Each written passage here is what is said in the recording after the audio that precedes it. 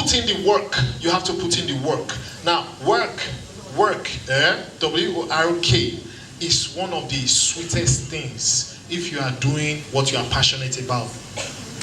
Dio talked about working for several years without a salary because he loved what he was doing. When I started stand-up comedy, I did Kenny's Music Easter Fiesta.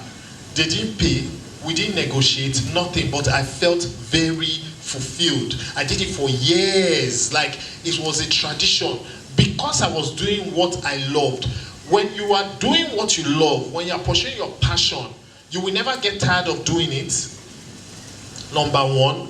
Number two, if they wake you from sleep to do it, you will immediately understand it. Number three, it's difficult for others, but it comes to you easily. Number four, you can do it for free. Do you get that? The money that will change your life, you are not going to sweat to get it. The money that will change your life, people will beg you that please take this money, come and do this for us. So that's why I said put in the work. If you are not cut out for 9 to 5, don't go to office and sit down there and There are people who are cut out for 9 to 5. 30 years to them is as though 3 years. You know why? They are passionate about it. They love what they do. But if that's not your passion, don't put in the work there. Leave. Some people will say, but I've spent too much time. What should I do? Start again. Because you will sleep one day and wake up either broken-hearted or fulfilled. Make no mistake about it. I can't sugarcoat it. If you are not doing that thing you are designed to do, you are wasting your time. You will be miserable. Because that's what will fill you up, and that's what you will give the people around you. Misery. And sometimes that thing you want to do might be very stupid in the eyes of man. It's allowed. I had a friend, when I spoke to her for hours, she said she has finally found. I told her, go home and think, what do you love to do? It doesn't have to make sense. She called me and said, Bovi, I think I know what I like. I said, what? She said, I like to talk. That I can talk from morning till night. You don't need to reply me. That even when you are sleeping, you know when you are dozing off, that she will sleep, that she likes to talk.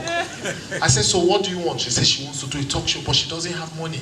Money is the problem. I said, money is never the problem. The problem is the idea. You like to talk, go and talk to secondary school girls. Talk to them about puberty. She said, yeah, can you do that? Yes. I said, okay, take a resource person with you, take your smartphone with you, talk to these girls, take pictures and everything, build your profile. One day, United Nations will call you when they have seen what you have done online. And then you will start making money out of it. They will pay you to come and talk to other children. She was very happy. Guess what? When she started, just before she was to start, they told her, she has to go to Ministry of Education to get permission to talk to students for free. And the ministry was doing her like this. She called me and said she feels like giving up. I said, why?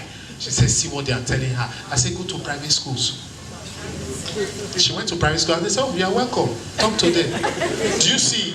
So you see, there will always be hurdles, but think with a clear head and you will avoid them. That's the truth. You step over them. Okay? I already touched it briefly. Avoid validation, embrace criticism, right? She already talked about it. The truth about what social media has done, the dangerous part of social media, it has brought out the narcissist in all of us. Everybody loves a good compliment. Everybody loves to look good. Instagram is a lookbook. I don't know if you've heard one comedian crack a joke of how he was going to help some girls fix their lights. And they're like, oh God, look at him, he's so gifted. The next thing is start using his mouth to hold naked wire. People, they will hail you till you kill yourself. Do you get what I'm saying? So, avoid validation. When I say avoid validation, don't take it to heart.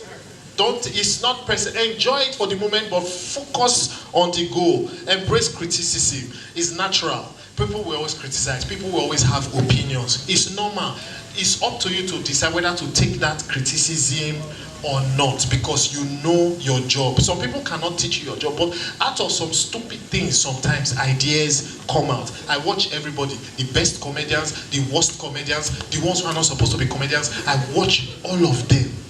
When people come and start telling me, oh, you should have said a joke like this, I listen categorically, because even when somebody is telling me rubbish, a new joke can come out from that rubbish. Do you get what I'm saying? That's it for me. Finally, give. D1 has talked about it. Toyi mentioned it. Give. Some of us feel we really don't have to give. And if you wake up, you stand like this, you shake your head, you shake, you raise your hand, you raise. You have something to give. From money to a smile. Do you know that a genuine good morning, you can tell. People smell your aura. Actions speak louder. Give. It's more blessed to give than to receive. Why? Because whatever you give comes back to you 1,000-fold. It's not rocket science. Always give in any way you can. Some of us, what we have to give is our time. Give it. Some of us, if you have money, give it. If you have prayer, give it. You have absolutely no idea. You are doing yourself a favor when you give. Life is not about what you get. Life is about what you give. That is where your joy and your fulfillment lies. Thank you very much.